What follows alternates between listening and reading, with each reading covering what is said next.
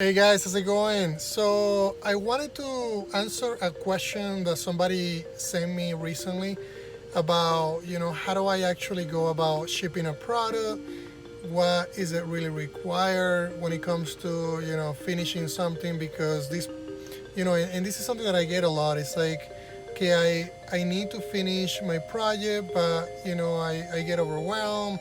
The project is too big. So, what do you actually do to get it done? And I really, the process that I follow is really not complicated. I think if I were to go back in time, the thing that is most important for me was finishing something, getting something done, and it doesn't need to be complicated. What I would do if I were you is come up with an idea, and this idea needs to be something really really simple, like if you haven't finished a project in the past, or if you work on an enterprise project and they're big and you have many people, and working on a project as a solo developer, it's completely different.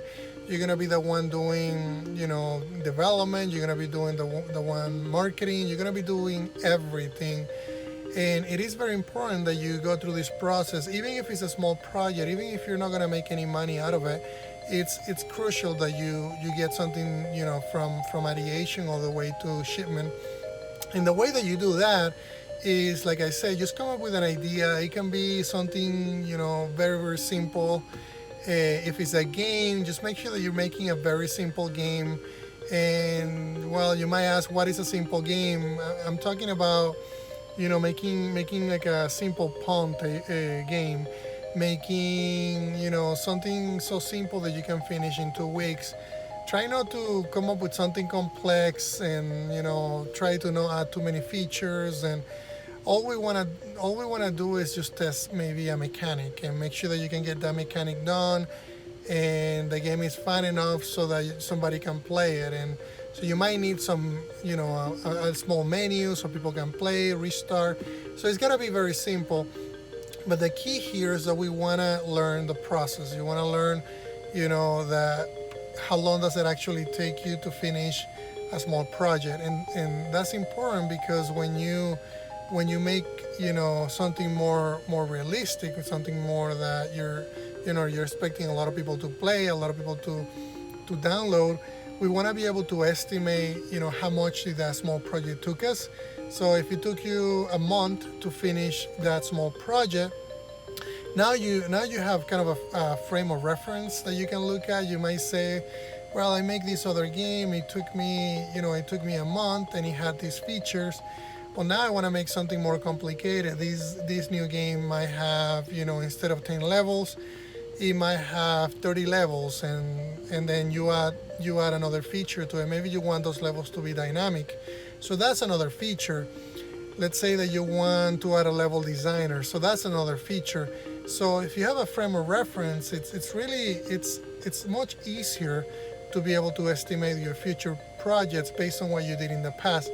And that's something that I always talk about. Is the first game, it took me so much time, so it wasn't really a good example for me to use as a reference.